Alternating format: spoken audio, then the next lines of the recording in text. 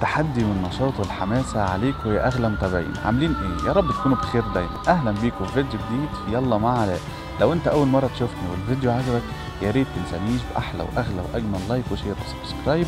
اشترك دلوقتي في القناة، ولو أنت أو أنت من المتابعين أشكركم على الثقة الغالية دي. النهارده الثلاث هنتكلم عن حلقة جديدة من حلقات تحدي عن المكملات الغذائية بالشكل السلبي، وإن شاء الله الحلقة الجاية هتكلم عنها بالشكل الإيجابي. ده للي عايز أو بيحلم يبني جسمه أكيد بيسأل نفسه إيه هي أسهل وأسرع طريقة عشان يوصل للهدف اللي هو عايزه. عشان كده هتكلم في حلقة النهاردة، هل يا ترى فعلا المكملات الغذائية مهمة للجسم وبتفيدنا، ولا دي مجرد كذبة تجارية ومش أكتر من كده؟ كل ده وأكتر في حلقة النهاردة. عنوان حلقة النهاردة بيقول اديها بروتين. يلا بسرعة نبتدي حلقة النهاردة يا شباب. أول سؤال لازم نسأله لنفسنا يا شباب، هل يا ترى فعلا البروتينات المستخدمة للي بيلعب كمال أجسام فعلا أمان، ولا ممكن تسبب ضرر؟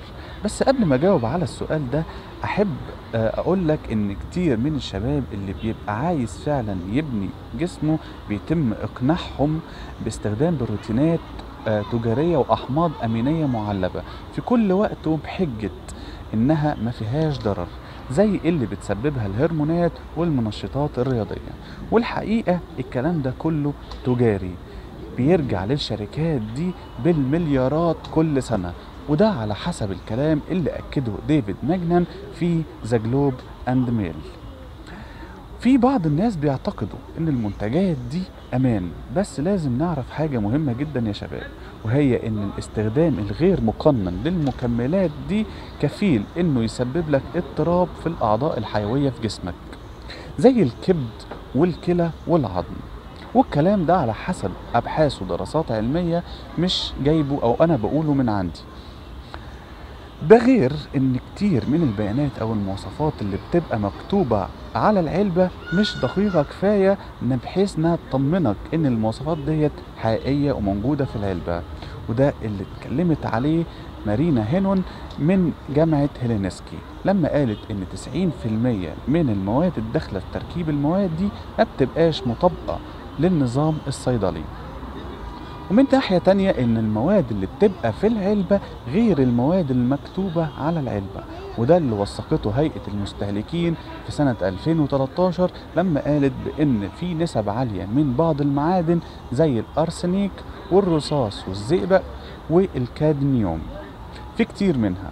ده غير اللي تم الكشف عنه وفتحه من النيويورك تايمز في سنة 2013 لما قالت ان في كميات استرويدات موجودة في بعض المنتجات دي. وما خفي كان اعظم، اللي هو بيقولوها ازاي، ما خفي كان اعظم. ايوه كده.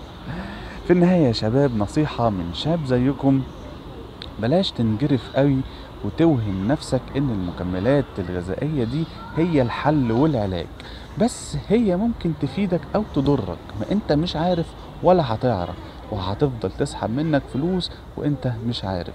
حتى لو هتفيدك ممكن يبقى لها ضرر او اثار جانبية على المدى البعيد، بحيث انك عندك مصدر اساسي ومهم جدا وببلاش اصلا من غير ولا مليم، مش هيكلفك فلوس، وهو صحتك، ايدك، رجلك، الرياضة بشكل عام بشكل مستمر، الاكل، الشرب، النوم الصحي في مواعيده. كل الكلام دوت هيرجع عليك بالشكل والنتيجة اللي انت عايزها.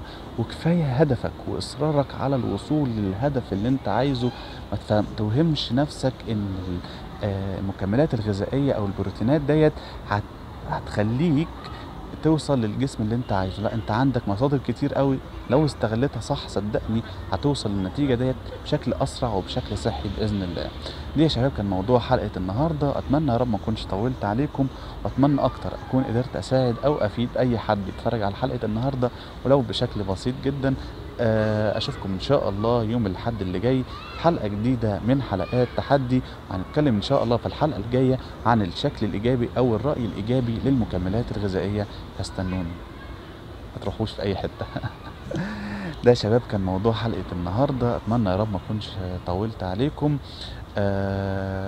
اتمنى يكون الفيديو عجبكم، ولو عجبكم يا ريت ما تبخلوش عليا باغلى واحلى واجمل لايك وشير وسبسكرايب، واشترك دلوقتي معايا في الحلم عشان انت او انتي بقيتوا جزء من حلم عظيم. ده كان فيديو النهاردة، اشوفكم بكرة في فيديو جديد وحلقة جديدة ويلا جديدة في يلا مع علاء. Stay positive, you awesome. سلام عليكم.